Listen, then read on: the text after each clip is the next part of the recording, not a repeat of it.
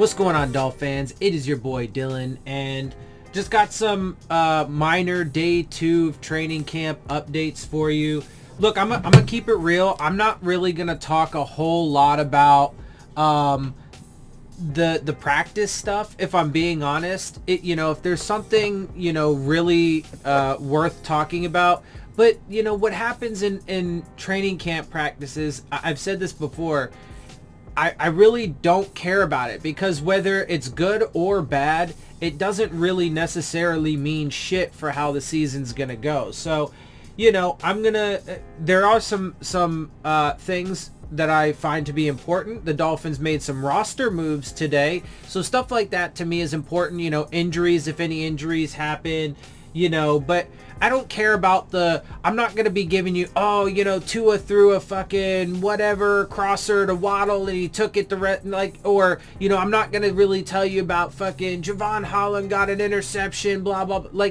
I just really don't care about that play-by-play shit, because to me, it really doesn't matter. It's really kind of pointless, right?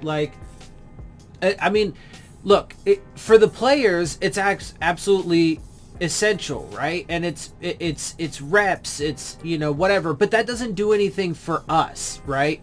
And since we can't actually put our eyes on it, it would be different too, if I could be there in person, right? Because then at least I'd be able to comment on how the players are looking and but I can't see any of that shit, right? So and even in the little glimpses that they give you, it's really nothing much. So I don't really bother with that stuff. But like I said, there are some roster moves and things that were done today that I find to be important and I do want to talk about. So on the first day of training camp, the Miami Dolphins announced, this is the first day where they actually practiced and was open to the media. On the first day of training camp, the Miami Dolphins announced that offensive lineman DJ Fluker, wide receiver Devontae Parker, and linebacker Elandon Roberts were placed on the active but physically unable to perform list. Wide receiver Preston Williams was put on that list Tuesday, as we already know. So real quick, I'm just going to pause and talk about that. So I got to say, bro, that is not a good thing for the start of training camp. I mean, Xavier Howard, your best player on the team, period, and the cornerstone of your entire defense is going to be gone before the season starts. I know people are still holding out hope, and I know Brian Flores said today that it's not impossible, but I read through his comments, bro, and they're lackluster, more coach speak, and they don't really mean shit. And it's true that it's not impossible. Okay, sure, but I mean, it's about as close to I'm a probabilities guy, and there's always some chance of the other side, right? There's some chance of all kinds of different things happening. So, but it's about as close to impossible. I've been saying for a while that this relationship is irreparable, and so look, dude, X is gone. You put Preston Williams on the PUP list yesterday with his foot injury. Now Devontae Parker, so that's 2 of your top wide receivers, okay? 2 of your top wide receivers are starting camp on the PUP list. And they're your 2 big body outside wide receivers, right? That's not good. That's not good. I got all this crazy hair. It is not good, right? That does not bode well for the season. I know it's just the beginning of training camp. I get it, but it's training camp. We have a preseason game in just a couple of weeks, like 2.5 weeks, 2.5, 3-ish weeks, somewhere in there, right? It's right around the fucking corner. And, Devontae Parker has a lengthy history of injuries, and we did overall manage to be one of the healthier teams last year. Is that something that is, logically able to happen in back-to-back seasons? It can, but unfortunately in this sport, it doesn't happen very often. So it's not good. That's not good. Not to mention, Will Fuller has injury issues, right? And he's already going to miss the first game because of his PED usage, right? I mean, a lot of these other guys have injury issues. Waddle is even just coming off of an issue. So that's not good for your wide receiver room. And I've been saying that part of my concern for this team and the offense in particular is I don't trust the offensive line. I don't think the running back room is going to be good enough. And I think the wide receivers are going to get hurt. And so at the very start of training camp, 2 of your top wide receivers are already on the PUP list. So that's not good. Then you add in DJ Fluker, who's supposed to be at worst, one of your top backups, you would think, on the offensive line is on PUP list. And Landon Roberts is also, so one of your likely to be, top, I don't know, probably 7 or, I guess they might keep that many linebackers. I was going to say like top 5 or 6 then. Let's say top 5 or 6 linebackers on your depth chart, Landon Roberts. I mean, bruh, it's not good. And then that wasn't all, though. The team also placed tackle Larnell Coleman, so their rookie 7th round pick from this year, on the reserve COVID-19 list.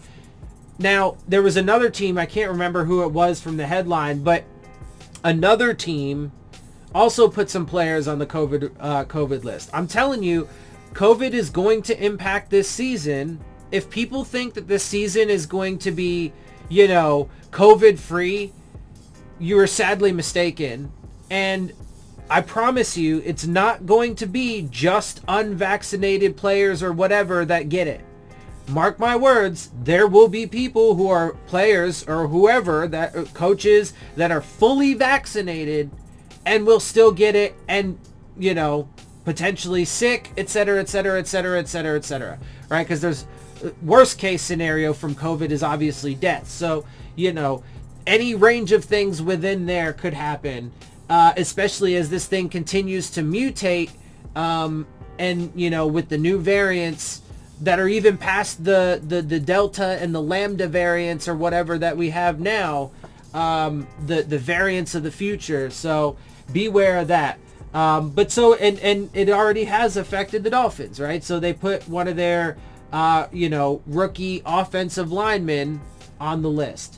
On the upside, though, the team announced they have signed guard Tyler Mars. I have no idea who that is. And I'm not sure why that's exactly an upside, but let's go ahead and see what they have to say here. So they give a little rundown on Mars as he's played 6 NFL games with 1 start, all coming with Tennessee during the 2018 season. All right.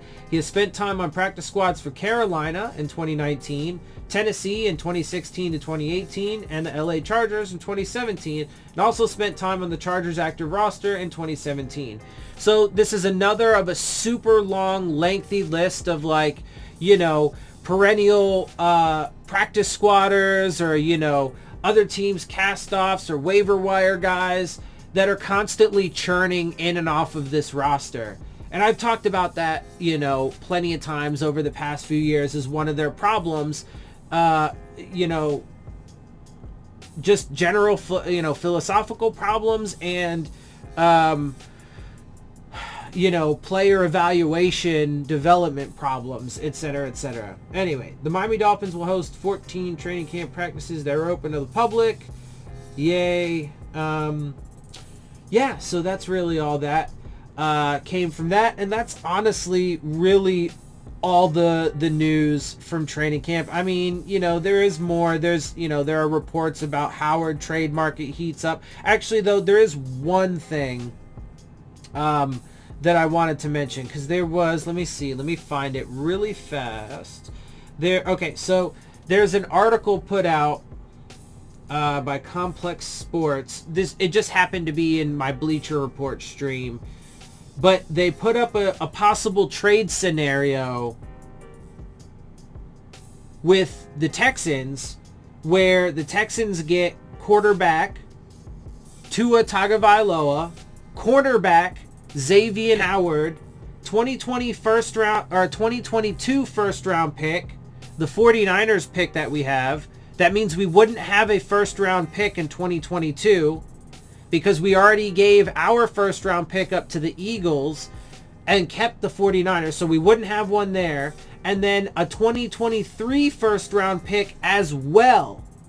So one of the two, so that means we wouldn't have one next year, and we would only then have one from the 2023 draft.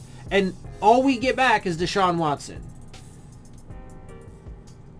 Now, I quote tweeted that or whatever, and I simply said, look, bro, don't sleep on that as or something similar to that as a possibility. I've said it before here on my channel. I said it just the other day when I was on Reason's panel. I'm telling you, bro, that's what my gut feeling tells me is going to happen.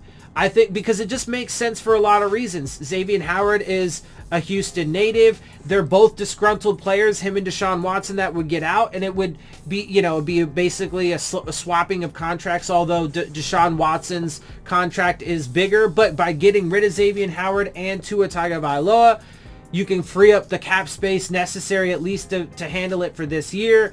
Obviously, if you took on Deshaun Watson, you wouldn't be keeping Tua.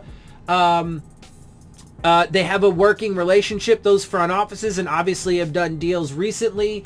People are like, Houston's not in win now mode. Why would, dude, I bet you though, and that's the thing, and that's one of the things, unfortunately, that I think would make this a bad deal for the Dolphins, is because I think then Xavier Howard and Tua are going to go to that Texans team and have good seasons. Tua's still going to be slightly hindered because they do need Xavier Howard. As long as Xavier Howard stays healthy, he would unquestionably go there and have a good season. His spot, his cornerbacks, right, wherever he is, his side of the field is good and taken care of. You're not going to have to fucking worry about that. Tua, the only reason why I hesitate on Tua is not because of his ability or any of that, but more so because, they still need pieces on that team, right, on the offensive line and offensive weapons and stuff like that, and they are kind of in rebuild mode too. So he needs a lot more help than Xavier Howard does to do his job, right? So because Xavier Howard can be out there on an island and perform at a high level, right? Tua can't do it all on his own, but I could see him going there and being healthy and whatever and having a good season, or at least a better season than last year. So that trade scenario or something similar to it is definitely possible. But think about that real quick. Let's just think about it a little deeper, because I've said that it would probably be Tua and Xavier Howard.